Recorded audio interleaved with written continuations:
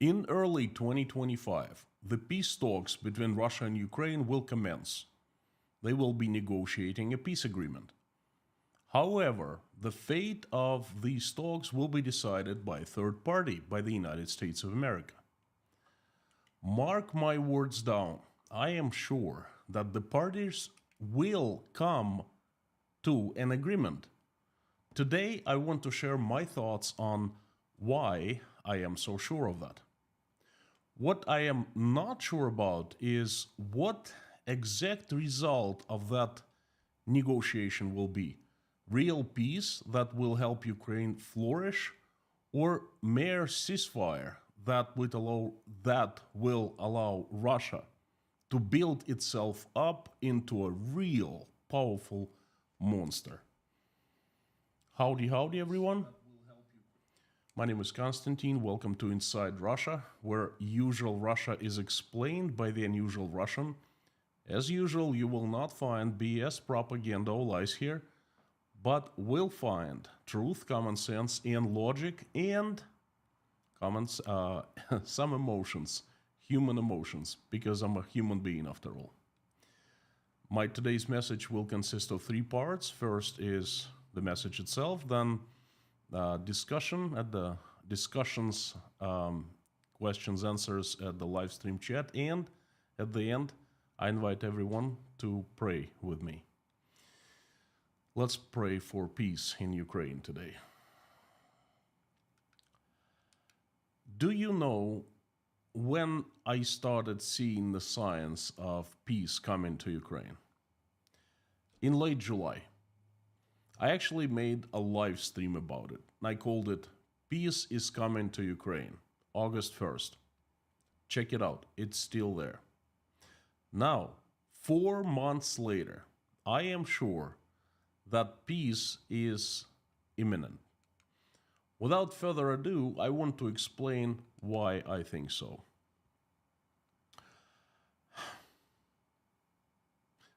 Well, before, I'd like to ask you a favor. Please like this video in advance, because I'm pretty sure that you will like what I'm going to say. And if you don't, you can always unlike it. So please like it now. And now, I want to talk about conditions, science, and the future. What's next?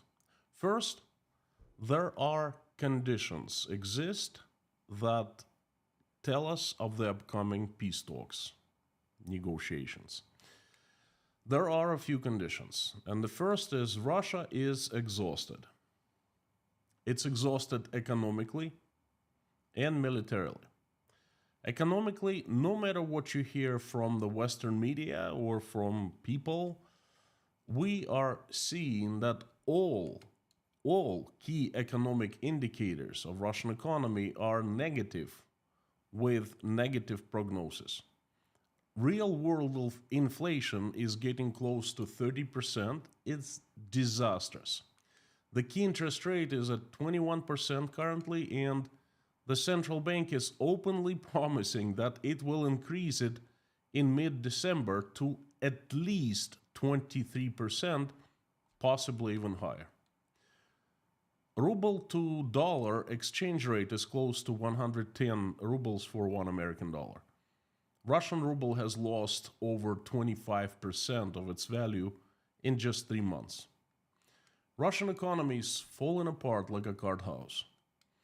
Putin and his government are taking some actions right now, as we speak, and these actions will allow them to keep the military-industrial complex and the state oppression machine afloat for some time, a few months at best. But doing that, they have economically sacrificed everyone else, regular Russian people and companies that are not involved with war. I made a pretty detailed live stream about it yesterday. I'm gonna put a link right here, so check it out if you want to know more. But short summary, Russian economy is kaput. And we're seeing it right now. And everyone is seeing. And no one in Russia is even trying to sugarcoat. They are just admitting, all of them. Russia is also exhausted militarily.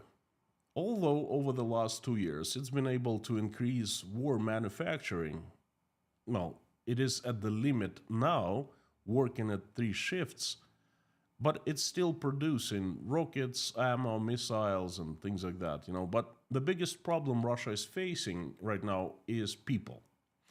It cannot start another open mass mobilization of Russian men due to unemployment is already at 2%, and the military industrial complex is having very hard time of finding people to make those rockets and missiles and ammo.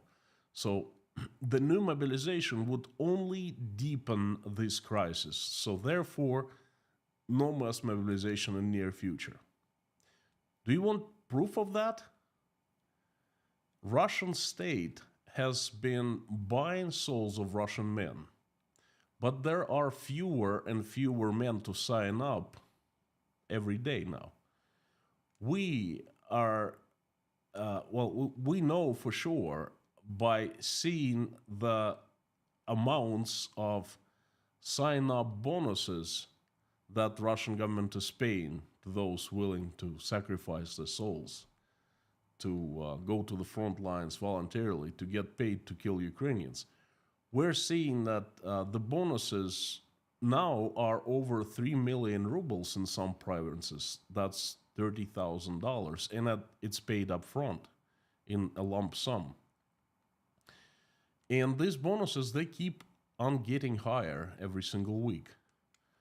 The numbers are telling us that there aren't that many people left who want to sign military contracts. They've used up them all, well, most of them. Another proof is that for 4 months now, Russian armed forces cannot do anything to drive the Ukrainians out of Kursk province. This is absurd. On paper, Russian army is well over 1 million people, but in reality, they don't have anyone to go and liberate Kursk. It's gotten so bad that Putin begged his friends Kim Jong-un and Xi Jinping to send 10,000 North Korean soldiers to Kursk to help the Russian army. Russia has no reserves left. Its only option is announcing the war, the total war, and forcefully mobilizing all adult population in Russia. I don't see that happening anytime soon. So Russia is exhausted in every possible way. Number two, the condition number two, Ukraine is also exhausted. Ukraine is smaller than Russia. Its economy is weaker, always, even in good times. It doesn't have as many resources as Russia does. It has fewer people. And its economy has been destroyed by the war. Its civic infrastructure has been destroyed. Millions of Ukrainians have fled as refugees, and hundreds of thousands have been killed by the Russians. Ukrainians are also having the same problems with men fighting. Not too many left. And the cases of desertion are on the rise. I've seen reports of that. So Ukraine is also exhausted. Number three, Russia cannot get any military results. The offensive that Russia has been trying to push has been choked. Although Russian army has advanced deeper into Ukraine territory and taken a few villages and towns, that advancement is not that great, some 20 miles or 30 kilometers deeper into the Ukrainian territory. And considering the price Russia has paid, so many Russian men killed, the results are catastrophic. The Ukrainians, on the contrary, have achieved success in the front lines. They have defended brilliantly. They have not let Russian pushed into their territory. And on top of that, they have taken a part of Russian territory, the Kursk province, and it's still partially under Ukrainian control. And the condition number 4, another condition, I need to mention that, and it's important. No one in Russia understands why Russia is fighting Ukraine for.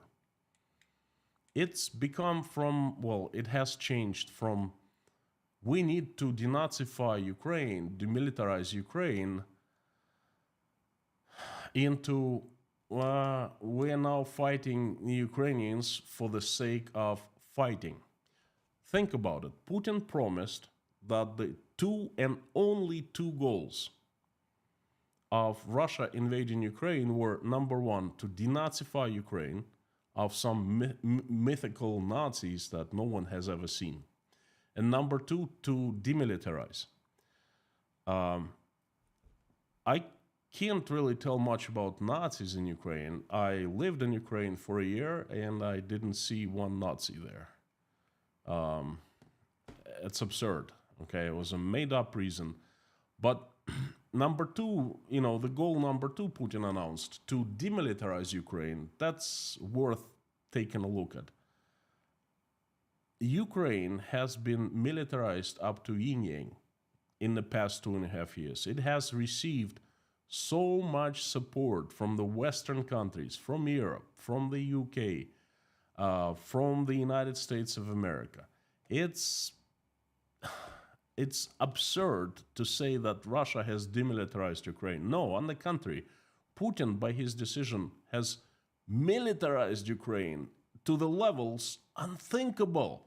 And guess what? It will continue enjoying the support of the West, and Ukraine will become more and more militarized. So those goals, no one even remembers them. And I think that, have a pretty good idea that if you start mentioning them in the public, you might get into trouble for that with the KGB or the police, So those goals are out, vanished, disappeared into thin air, but no new goals have been given. So Russians have no clue why they're fighting Ukrainians for. What are they doing in Ukraine? So we're fighting Ukrainians because we're fighting. Regular people are clueless, and military personnel are clueless as well. There are numerous reports coming from the front lines that shadow market has been born in the front lines. Illegal drugs, alcohol on sale, soldiers taken hostages by officers for ransom, the sales of guns, body armor, food, etc. Mass theft of everything that can be stolen. Imagine the morale that exists on the Russian side in the front lines. Please don't take my word on that. See the source for yourself. Numerous reports of Z patriots operating in the front lines. They're called Z patriots, but they're people, I really call them Z reporters. Okay, they're Telegram channel hosts who are in the front lines and who basically are reporting from the front lines. And sometimes they tell the truth, and sometimes they get very angry, and sometimes, we learn things from them. So go and see for yourself, and you'll see plenty of those reports. I'm learning them myself from the Z patriots. And this low morale that exists in the Russian army and the front lines is seeping into Russian society. So these are the conditions that exist currently. And there's no sense for Russia to continue this war. Russia is not winning. Russia is not gaining anything. It's not even clear what Russian leadership wants to gain. I think that Putin wants one thing. He wants an exit. He wants to stop the war, but at the same time to save his face. Because he has been in zugzwang since March of 2022.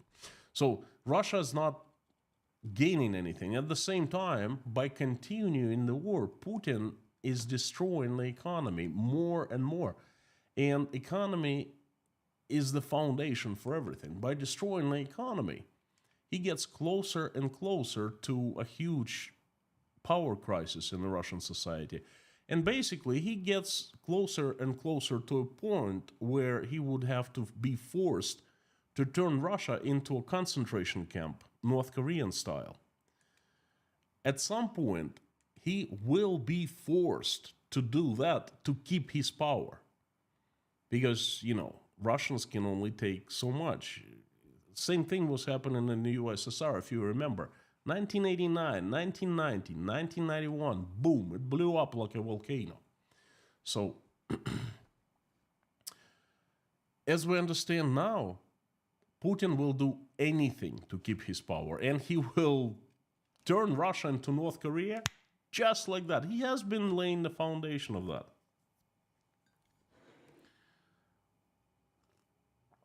All right, the conditions for stopping the war are there.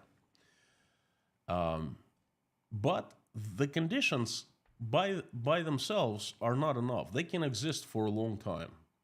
What we're looking for to see is the signs, the actions leading to negotiations. And we are seeing them right now.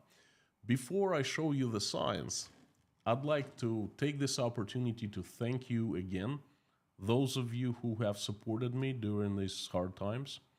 I've recently had a storm of problems, personal problems. My our family plans, personal plans were shuttered not too long ago. Google has demonetized inside Russia, and I'm not earning any revenue from Google.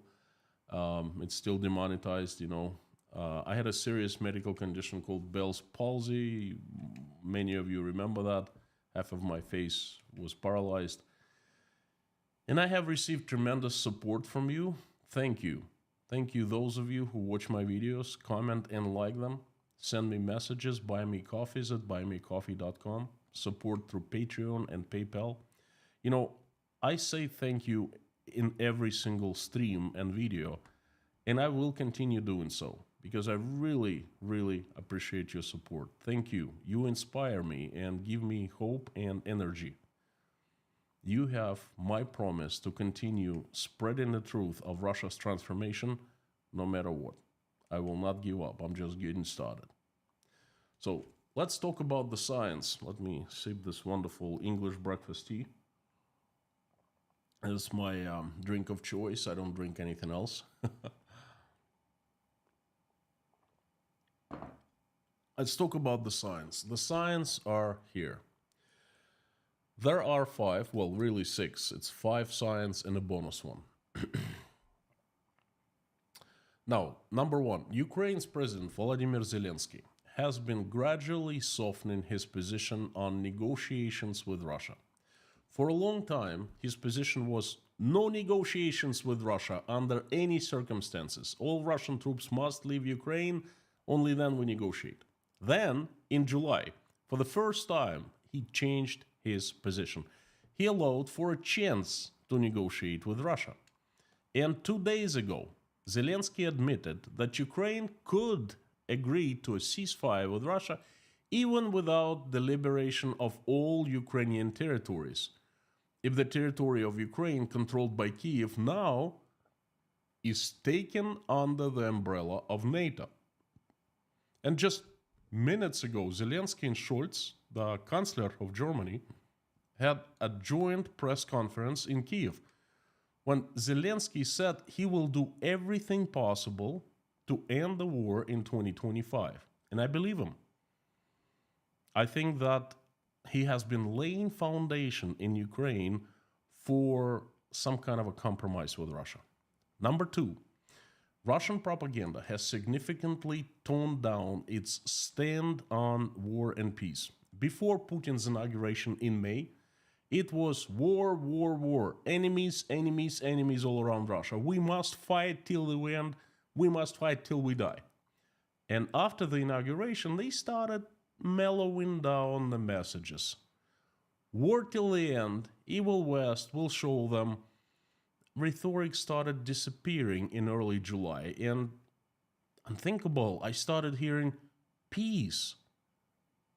First, they were mere mentioning, and then the messages became louder and louder. They haven't been direct messages, they have been indirect, soft, kind of make you think. And there have been hundreds of them since July, coming from all over, from the propaganda, from Russian officials. War is not good in general. War is a waste of human lives. War is, let's concentrate on Russia instead of, fighting wars and things like that. Peace is long overdue. And that is clearly a sign to me. Sign number 3, Putin and US President-elect started talking. There was a huge hope among all warmongers in Russia, from Putin himself and his gang and many Russians, for regular people, that Donald Trump would win US presidential election. And he won. Trump is considered pro-Russian by Russians, and after the results of the president election were announced in the USA a month ago, many in Russia started rejoicing, celebrating. The message has been, Trump is our man in America. He will abandon Ukraine. He will help Russia. He will stop financing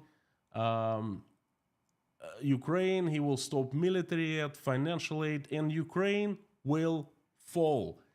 Without US support, we will be victorious. I don't think it's true. I think that many Russians simply have no clue of what Donald Trump is and what his policies are and things like that. I don't think he's Russia's man, personally, and I don't think I don't know where he got that idea from, but anyway, that's what Russians think. And the fact that, interesting fact, that the Donald Trump promised his voters that he would end the war in Ukraine in one day if elected. That is very interesting. And he started talking to Putin right after he was elected. They had a conversation, and mark my words down, they will start talking officially right after Trump's inauguration in January. Talking hasn't happened with the current President Joe Biden, and most likely Putin and Biden will not talk until the end of Joe's term. Well, we know now why. He has been busy preparing the pardon for his son. Now, it's official now. His son is pardoned, When Joe Biden has the problems of that magnitude on his hands, forget about, trying to work some kind of a deal, things like that. So, sign number 4. There have been talks among Russian officials about getting prepared for a large number of troops coming home. And that's a problem. Because how many Russians were mobilized? Over 300,000 2 years ago. We don't know how many are still alive, but there are some. And also, Putin mentioned that over 700,000 Russians have signed military contracts, volunteered to go and kill Ukrainians, basically, over the past 2 years. So that is over 1 million Russians fighting in Ukraine. And once they're back into Russia, where are they going to go? That's a problem. They definitely not going to let them go home, but they got to station them there. So Russian officials have been trying to construct facilities to facilitate those people, and they're doing it in a hurry. And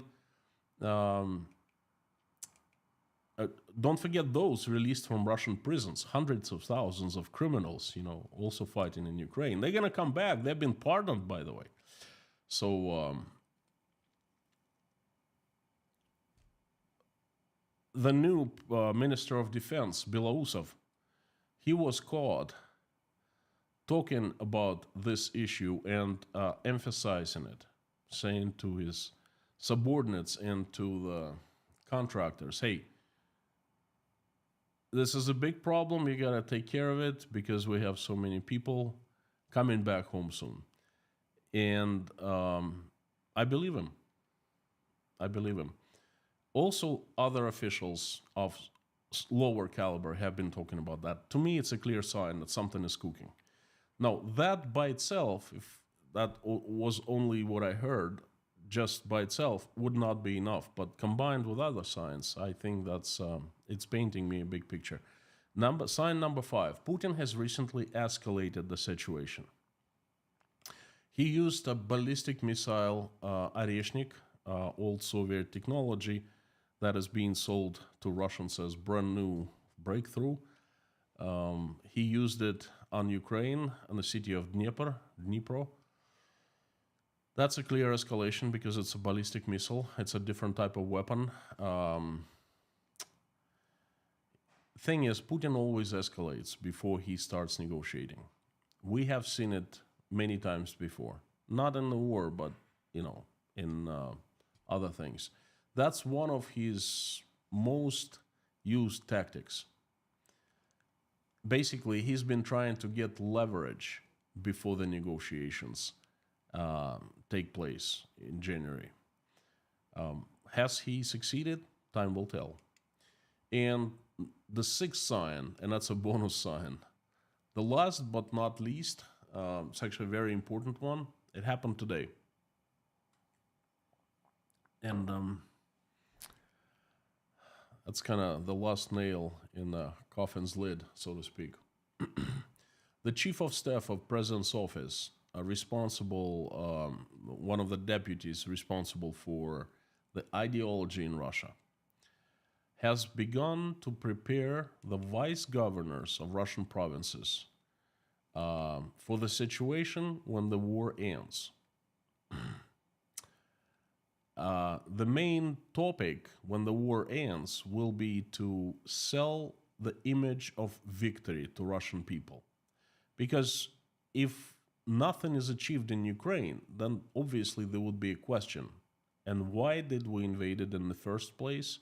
To have hundreds of thousands of our men killed there, to destroy Ukraine, part of Ukraine, to raise Ukrainian cities. Why? Militarization, demilitarize? Did we demilitarize Ukraine? No. Did we denazify? How many Nazis did we find? How many Nazis did we detain? Zero? What the hell did we go there for? So anyway, they need to find an image of victory and sell it to Russian people. And guess what? They have started doing so. They've started the search. They started the seminars for the vice governors. I take it that in every provincial government, there's one person appointed and made responsible for this ideology. And they all come in Moscow. They come together. And they have held this seminar now, and there's a series of seminars planned. The results of the war, or what Russian officials call the special military operation, in the society should be regarded as victory. And now the officials, we're seeing that they're working hard to make that happen, to invent this idea, to come up with this idea, to create this image. Okay, so I think that's the most major job that they have right now. People shouldn't be asking uncomfortable questions. People should not be asking questions about the annexed, stolen territories of Ukraine, of Russians killed, and so forth. So they need an image of victory, and they have started working on it. Now, there have been some saying, some experts talking about it as rumors. They claim it's rumors. I've checked my sources. I find it's not rumors, it's true. 2 of my sources confirmed that it did take place, and they say it's serious stuff. And I've told of it many, many times. If they could find a way for Putin to save his face, he would stop. immediately. The problem is the longer the war continues, the more threat to his power it becomes. And he just can't stop because he's a Zhuang. As soon as they find something that they can sell to Russian people, they just stop the war. So there are 6 signs, and to me they're very real, very clear signs that negotiations will start happening in just 4 weeks. But what's next? The biggest question, unanswered question right now I have is the negotiations will happen and there will be some kind of a result, a compromise most likely. Will it be real peace or just a break? Will Donald Trump be wise enough to force Russia to come to reasonable conditions of peace? America has an upper hand right now. Russia is falling apart. Russia cannot go longer with this war. It cannot sustain anything in the country if the war continues. The United States in the winning position. The military-industrial complex is on the rise, and it's going to save American economy. It's going to create so many more jobs. New weapons, the old weapons will be replaced with the new ones, and many countries, including Europe, will be buying new weapons from the United States because Europeans are very, very scared of Russia, and they will be. And that will create more jobs in America, and, that will strengthen American economy more and more. So Russia, the United States has an upper hand. There's no question about that. So how Donald Trump will use it, I don't know. I really hope that he will prove that he's a real master of the deal, like he's been saying he is. I really hope that he will not give in to Vladimir Putin, and he will not agree to unfavorable conditions, unfavorable for Ukraine and unfavorable for the world, because the outcome here is really crucial for all of us.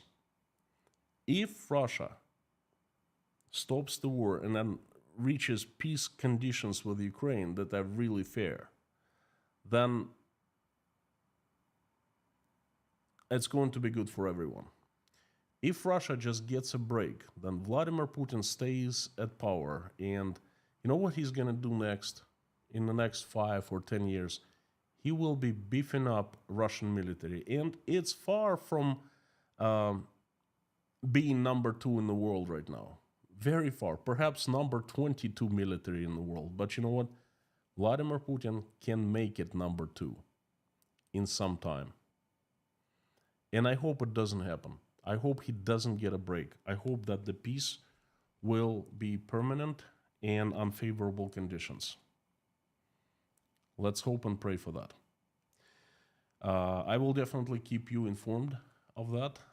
I myself don't, no one knows what's going to happen, but it's going to be incredibly important and very interesting. I will be monitoring the situation and I will be informing you.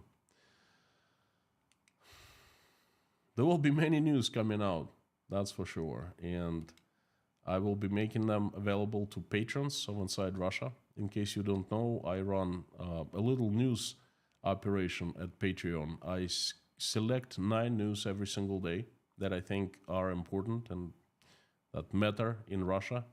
And I make them available along with my commentaries and analysis to patrons of Inside Russia at patreon.com. So, if you want to have access to the latest news, current breaking news that are important in Russia, become patrons, and now you know where to go to get it. It's been my message. Thank you so very much. I hope to see you now in a live stream chat that I'm going to turn on. I'll try to answer all the questions, and I would like to hear your opinion. What do you think of my message today? Did you find it interesting? Let me know. The messages, the chat is on. You can send messages now. And this is personally my best, most favorite part of any stream. When I see that so many people waiting and watching and listening, and all of a sudden they start commenting. So it's fantastic. Thank you. Thank you so much. I would like to mention that Inside Russia is the best community on internet, on YouTube, and it has the best moderation team. Lorna, Mami K, Bob S, Harry Potnan, Amir, and Dirk. Thank you, friends, for making it happen. This community is pleasant, safe, and great because of you. And thank you, everyone, the usual suspects, people who keep on coming back and watching and participating in the live stream chats. Thank you for coming back, the usual suspects. You know who you are. It's fantastic to see everyone. If you want me to see your message easier, please put it in all caps and put Inside Russia after that sign, so it gets highlighted in a large orange box, just like Harry Potnan did. Friends, please, English only, no Russian language, no other languages. The messages in other languages will be deleted because we don't know what they are and the moderators don't know. And please, no discussion of American politics. This is Inside Russia. We're talking about Russian politics. There are a lot of interesting things that happen in the United States, but by some miracle, unpleasant miracle, as soon as I mention something about the US politics, a fight erupts. I don't want that. I have instructed moderators to delete messages that concern US politics. There are other places to talk about US politics, definitely not Inside Russia. So thank you for understanding. Let's talk about Russia. So I'll be looking at the messages that are highlighted in orange and that are in all caps. Again, thank you everyone for coming. Thank you, friends, familiar faces and names. Well, names really, but I kind of start associate you with the names now. Frank in Texas, howdy. Baker Stock, Sandra Workman, long time no see. Kermo, Steve Sane, Sam the Legend K, Bob S, Dennis Heike, Petra Olson, good to see you. Royal Oak, VJ John, good to see you, long time no see. Howdy, friend. We need to discuss about Syria and Russia also. Well, there's not much to discuss. It has a handful of problems inside Russia and in Ukraine, and I don't think it has resources to help Bashar Assad. I think his forces are losing, obviously, and they're getting their butts kicked in Syria, and this is it.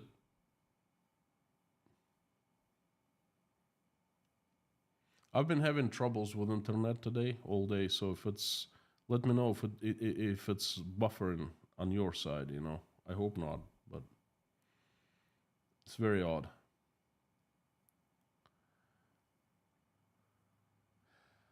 Steve saying, what will happen to the war economy after a ceasefire is accepted? Steve, it's an excellent question. The war economy, well, like I've been saying all along, Russia is in real trouble. Its economy has been destroyed, and right now it's hanging by its teeth, and the teeth are the war economy. If it wasn't for the war economy, we would be seeing GDP falling, like getting reduced by would decrease by double digits. Okay, so this is what's going to happen when the ceasefire is accepted. The economy will continue to collapse.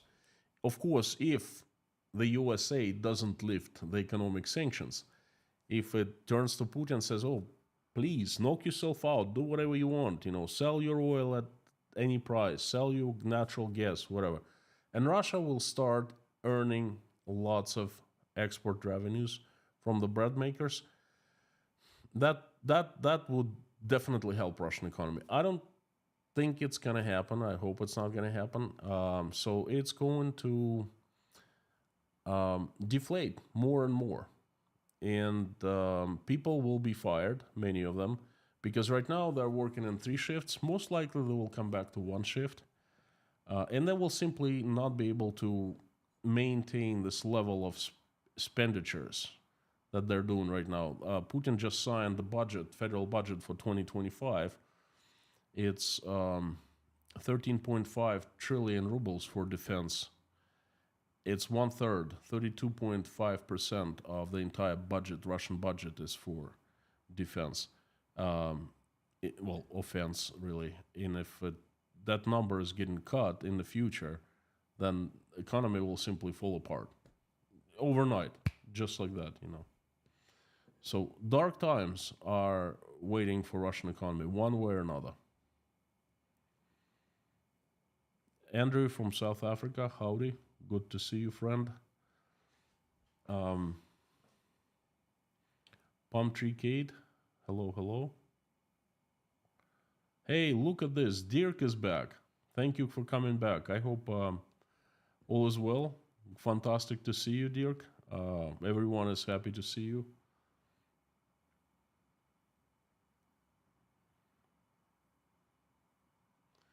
Terry, thank you so much for the good words. L. Zoo from New York State or New York City. Good to see you. I don't recall your name. Looks like it's the first time. Angela McNaugh, good to see you. Mr. Kaliskin from the Windy City, good day. Per Haglund, thank you for coming back from Stockholm, Sweden. I miss IKEA. It left Russia. The first company left Russia. You know, the Swedish are right on people. No conversations, no warnings, you know. The war started, the invasion started on the 24th of February. On March 1st, IKEA announces, you know what, tomorrow we're closing our doors. And the following day, just 1 or 2 days of sales, and it closes the door. Just like that. So, Swedish people, you are awesome, let me tell you.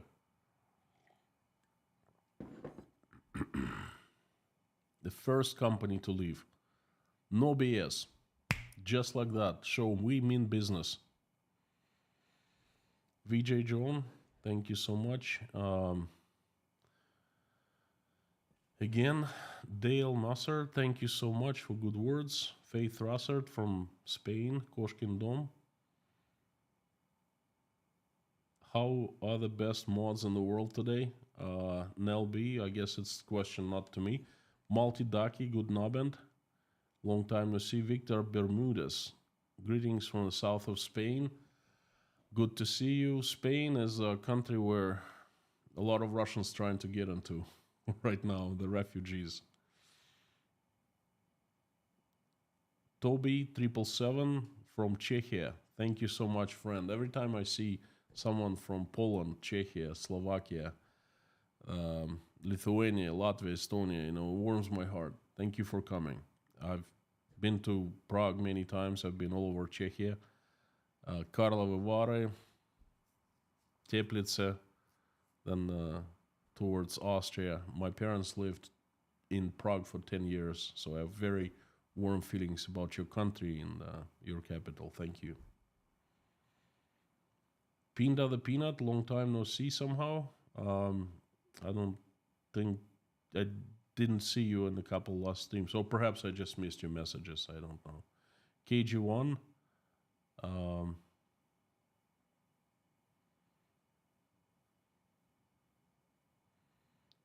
by the way, we have about 15 minutes, about 20 minutes. I will ask everyone to join me in prayer in 20 minutes from now.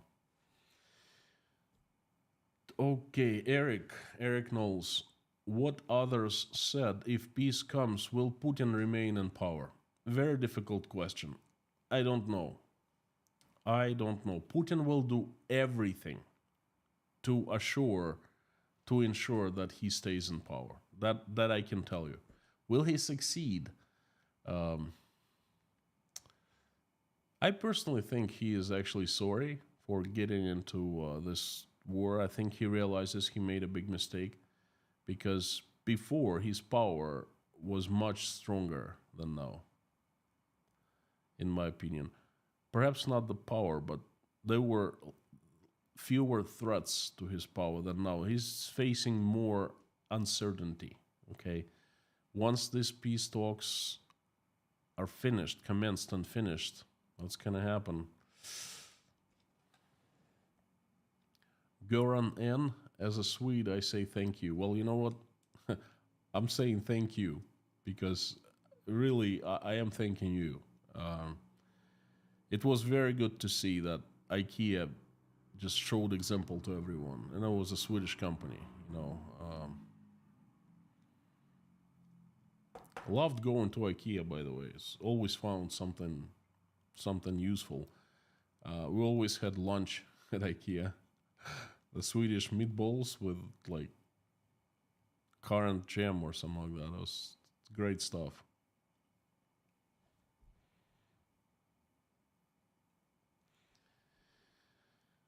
Palm Tree Kate, how the dickens can Russia afford all those trillions of rubles for next year's military budget? Are they not out of cash yet? They are, but Kate, um, right here, there should be somewhere a link. I'm gonna put a link to yesterday's stream where I explain how they miraculously come up with many rubles at the expense of Russian people and Russian companies. Okay, check it out. I mean, this is what I meant. They're taking actions right now that will sustain the war economy, the military-industrial complex for not a long time, for a few months, but at the expense of Russian people who have lost 28% of their worth, okay, in rubles, because ruble is less, worth 28% less than 3 months before. So that's how.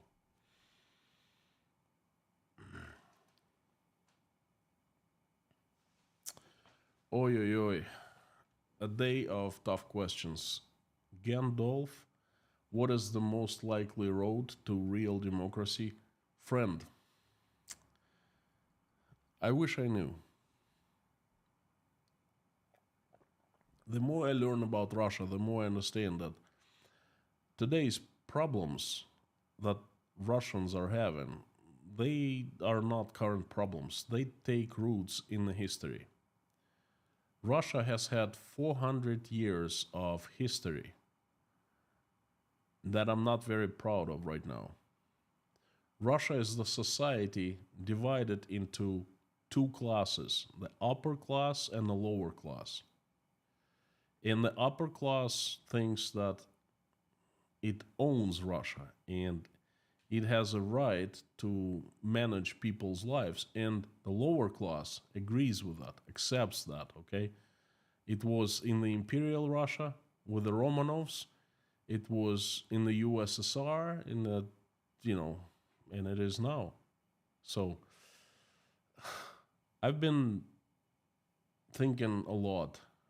What is the likely road to real democracy? We had a chance in the 90s and we didn't use it. We failed magnificently. The Pagan Consulting. I like the name. Samuilov is honest. Well, I take it you mean me, Samuel. Thank you. Thank you so much. Karano, good to see you. Funky Plasma Man. Will Putin accept paying reparations to Ukraine to have sanctions removed? I am absolutely sure Russia, sooner or later, will be paying reparations to Ukraine. But I'm not sure if it will be paying soon. Because that would be a key point in the peace negotiations. Because Russians will not understand. A lot of Russians do not take responsibility for what has happened. Their stand is this: not my fault. I did not make the decision. I didn't want to invade Ukraine. No one asked me. The decision was made by the government and by Putin. So why do I have to pay for it? And if, I talked to quite a few Russians of possible reparations, and they get mad. I tell them, you understand that you will be taxed. There will be new taxes introduced. You will be taken some of the money that you earn given to rebuild Ukraine. They get mad. Not my fault. I'm not responsible. Why do I have to pay? So I think that's would be a very unpopular decision by Vladimir Putin. That's actually something that could topple him. So we'll see. I think it's unlikely with Putin. And I think that if even Russia agrees to pay reparations, then sanctions will be removed. It's fairly easy to implement sanctions, to create sanctions. It's really difficult to remove them. Remember Jackson-Vanik Amendment back in 1970? Don't quote me on that. I could be wrong, but in the mid-70s, 75, I think, it was implemented. You know, when they lifted the Jackson-Vanik Amendment back in 2012. 22 years after Russia became, free.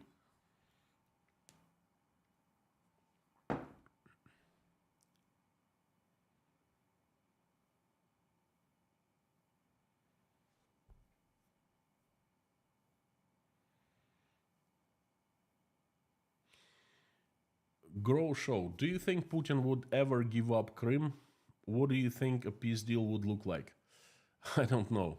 It depends on Donald Trump. Perhaps it depends on his assistants, advisors. That I don't know, but he will have an upper hand in the discussions, in negotiations. I think that if Putin understands that he can get away with giving up Crimea and giving it back to Ukraine, he'd do that in a blink of an eye. He doesn't care of anything but his power. Folks, if you think that he cares about Russia, you are wrong. He wants to hang on to his power for as long as possible. He thinks differently, not like me and you. He's a changed man. That he's precious, has changed him.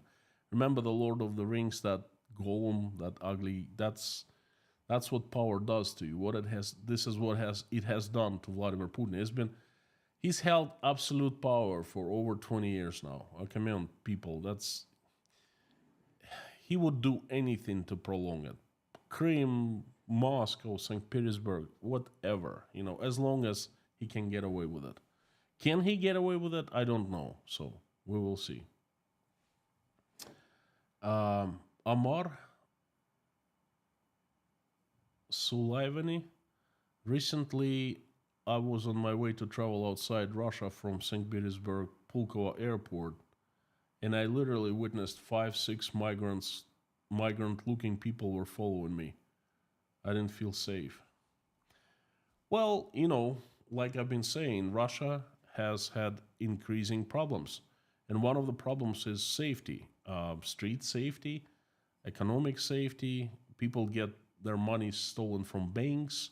Bank employees are involved into crime more and more. And on the street, it has become less safe. That's the statistics of the crimes are growing. I mean, there's no question about it. So I'm glad that you are proving my words.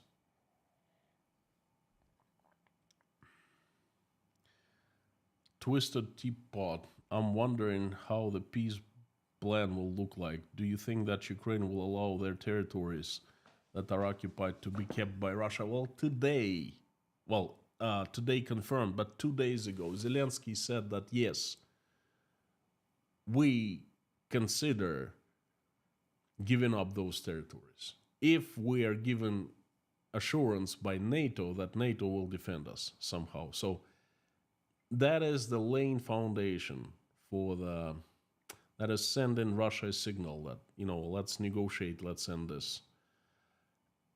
And I personally would hate to see that. I would hate to see Ukraine losing territories. That because that would be a win for Vladimir Putin. And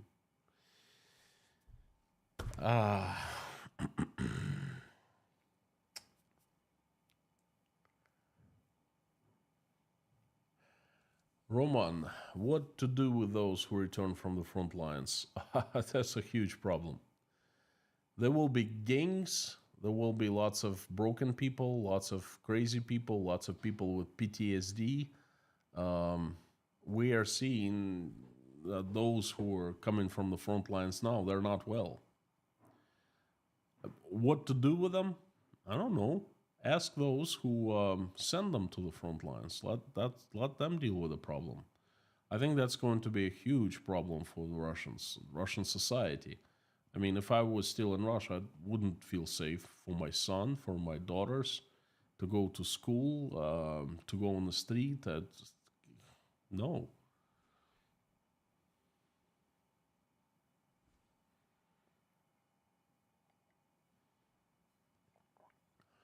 Fergus, I agree with you. Terry, could we even trust Russian government? Friend, you've heard me at least 1,000 times. Every single stream you are at here, I think you know by now that don't trust a word they say. Do not trust a word they say. Keith from Hawaii, all the way from Hawaii. Howdy, friend.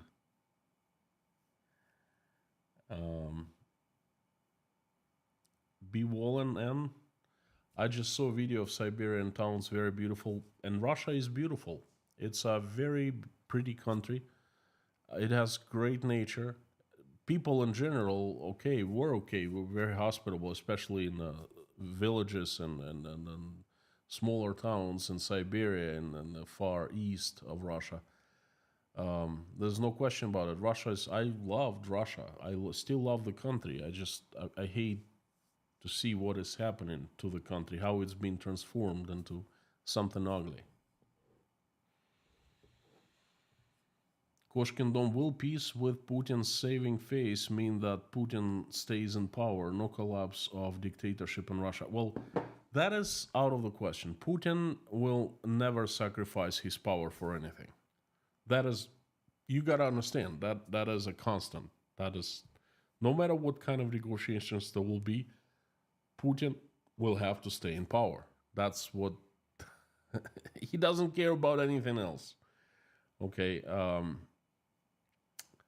How will he save face? If they can sell Russians this idea, this image that special military operation is a victory, I don't know how. We have shown them, we have proved that Russia is strong. Now everyone is talking to Russia like a strong country, something like that.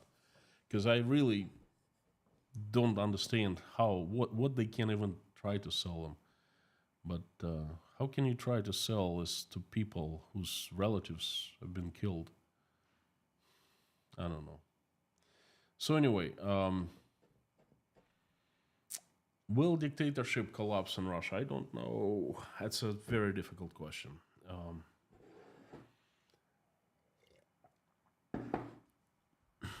I might be able to tell you more in about 8 to 12 weeks when we will understand where we'll be standing at the negotiations. Okay, and then let's get back to this topic and talk. Right now is just too hard to say. Harry says too good. All is good here. Thank you.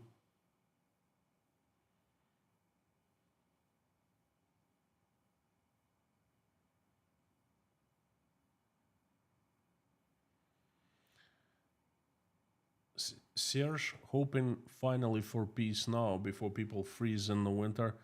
Unfortunately, and it's a tragedy, people will freeze in the winter, both in Ukraine and in Russia. And even if peace is commenced right now, it's too late. Russians have been deliberately destroying power infrastructure of Ukraine. There are rolling blackouts in Kiev. People get electricity for just a couple hours a day. And in Russia, if this winter is regular Russian winter, cold, Russian utilities will, I can't say collapse, but there will be many, many troubles. And I think Russian people will be freezing this winter.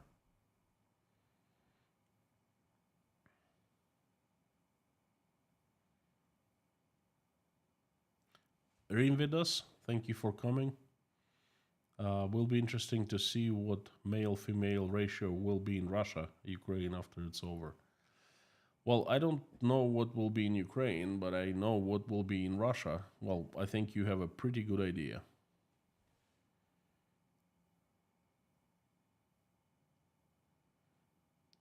Williams R. from Cincinnati, Ohio. Howdy, friend. My wife loves your state. She's been to Cincinnati, and she's been to a town or city called Zionsville. She spent some time there, so she keeps telling me stories. Well, not often, but sometimes, about her experiences there. Stefan Dooling, howdy. There should be signs of larger constructions in process if your reason number 4 is true. Is there any evidence in your sources yet? Yes, there is evidence of that. The first thing when what the new Minister of Defense, Belousov, started doing, he started going around and inspecting the large construction projects like that. And he started publicly threatening contractors with prison time. Started screaming at them, saying, if you miss the deadline, you're gonna go to prison. I'll make sure of that. I'm keeping a close eye on you. That is true. That's why I actually made it the reason number 4. So and it's happened a few times over summer. So they are building, but the thing is that is out of the public eye because it's military contractors. They do not advertise that much. They do not talk about it. I know from it only through Belousov, who didn't keep his mouth shut on camera, so to speak.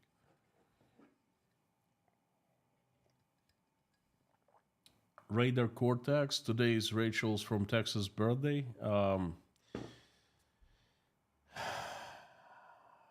Friends, every time someone's birthday, I sing, and I'm not a good singer, so please cover up your ears if you don't want my singing break them.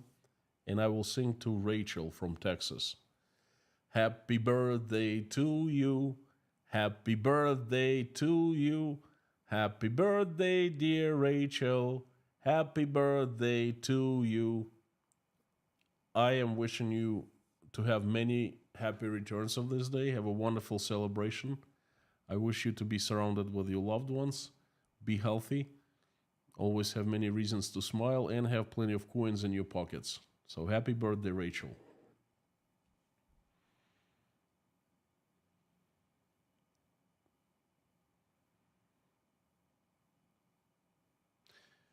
Chris Angel, how much time and money will Russia need to rebuild its military to even pre-2022 strength, and how much will corruption impact it?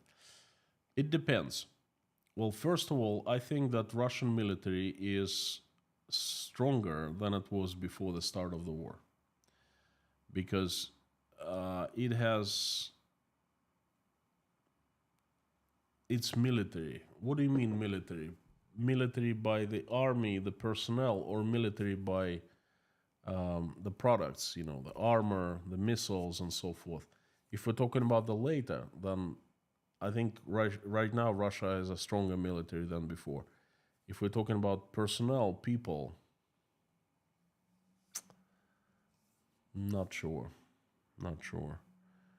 Well, if it was just like the USSR, the repetition of the USSR, they would be able to build up military in a few years, I think.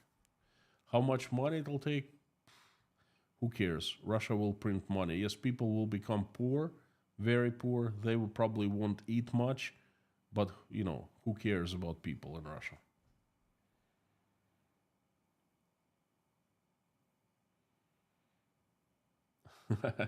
Patricia McGee, thank you so much. um,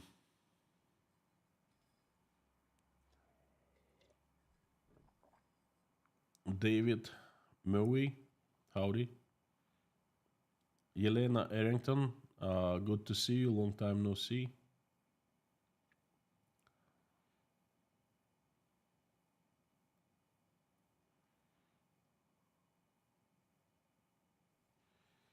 Joseph Jules Rames, good to see you. You're absolutely right. The Russian arms exports are dwindling. Well, well, obviously, Russia has showed that it's not really capable of um, building advanced weapons. Okay, even the air defense systems C-300 cannot really defend from ATACMS rockets, from Storm Shadows. It's a bad advertisement for Russia. And then um, Patriot, American air defense systems Patriot, that they were designed in late 70s, they're still very, very effective against Russian missiles, modern missiles. So go figure. So Russian export is not doing. It's done basically. It's kaput. Holy be Jesus, will Russia become a serious threat to Germany and the EU? It has become 2.5 years ago. On February 24th, 2022, Russia went mad, if you didn't notice.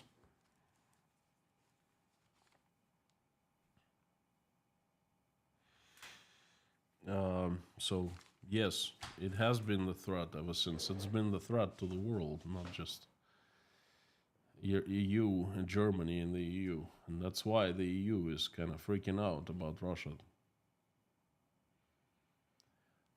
Peter van den Heuvel, can you make an episode about this Artyom Zhoga? Well, I talked about him a little bit last Friday, I believe. Is it Friday or Wednesday?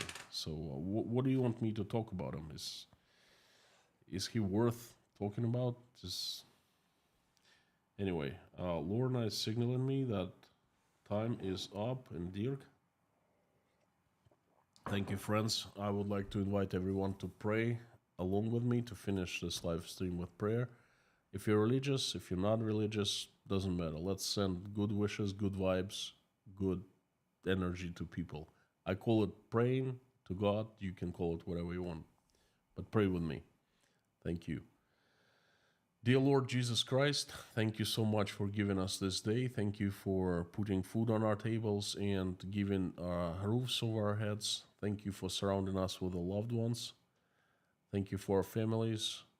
Please give us wisdom to keep the skies above our children's heads safe and peaceful, and raise them in a way that when they grow up, they will make this world a better place. Will never participate in any wars. For now, please keep our children safe and healthy. Dear Lord, please send safety to Ukraine, stop the bloodshed, reach out and touch the hearts and souls of those who are responsible and capable of making that decision. Have them make the decision to stop the bloodshed. Please help every single Ukrainian who has been affected by the terrible tragedy, answer the prayers, and make the wishes come true. Dear Lord, please help my country, Russia.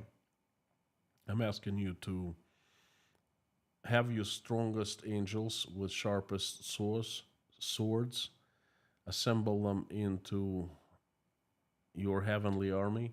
Have Saint Michael lead that army to come down to this earth and get rid of the demons who have hijacked my country, who we know by their names and by their faces.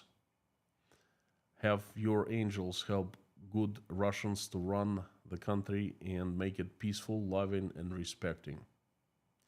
Dear Lord, please help everyone who is traveling, send them safe travels. Help everyone who is in danger and dire straits right now. Help them. Help those who are helping Ukrainians, and help Ukrainians who are currently under attacks from Russians, from the missiles and bombs. send safety, and send you angels to help everyone. Dear Lord, please help single mothers and fathers who are struggling raising their kids, trying to make ends meet. Send them help. Send good people their way. Please help all those who are sick, hungry, cold, addicted, homeless, jobless, depressed, losing their faith, um, crying, hurting, in pain, lost, betrayed, and feeling alone, abandoned. Please reach out and touch every single person who is in need. Show them that you are with them, you love them, you watch every step that they make.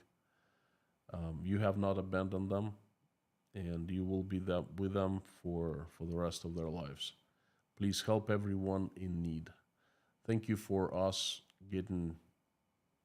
allowing us to get together in this community and pray together. Thank you for everyone who is praying right now along with me or simply watching us pray. Please make everyone's wish come true and answer everyone's prayer.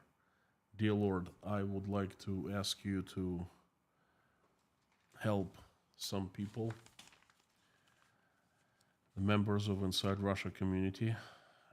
They are Sabrina, Anne, Jeffrey, Alex, Mark, Tom, J.R. McKim, Gabing with Gary, Lisa, Harry, John, Linda, Paula W., Dennis, Jason, Susie, Terry, Tim Mayers, Dory, Rhonda, John, Taylor, Wayne, Dave, Don, Darla, George, Pamela, Meta, David Porter, his family, everyone from Chernovtsi, Leif, Randolph, Grace, Dean Spooner and his church, Yelena, Natasha, Michael, Jake, Oля, Dasha, Sky, Svetlana, Sergey, Liz, Ron, Liz, Koshkin Dom, Sandra, Mike and Mike, Petra Olson, Joseph, Melissa,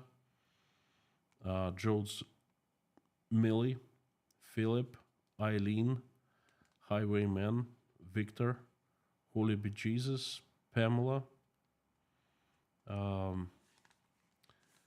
Renate, Janice,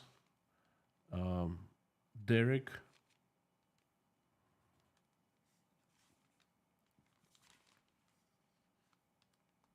please also help all children from Ukraine who have been misspelled. Have them find their parents and be reunited with their families. Thank you, dear Lord Jesus Christ. Amen. Thank you, friends. Thank you for coming. You are awesome. You rock. I would like to remind you one more time that you're absolutely awesome and you rock. Please come back tomorrow. There will be a live stream with a live chat. And day after tomorrow on Wednesday, there will be another update. Wacky Wednesdays, I call them.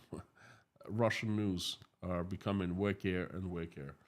And I also possibly definitely will release a video. I would like to introduce you my project that I'm doing with one man from Philadelphia, helping Russian refugees to find a new home in the USA. So this video is going to be called Please Help Us Drain Best Russia's Brains. So thank you so very much. And before I sign off, I would like to ask you again, as usual, to say out loud, along with me as loud as you can, the following. Carthago delenda est.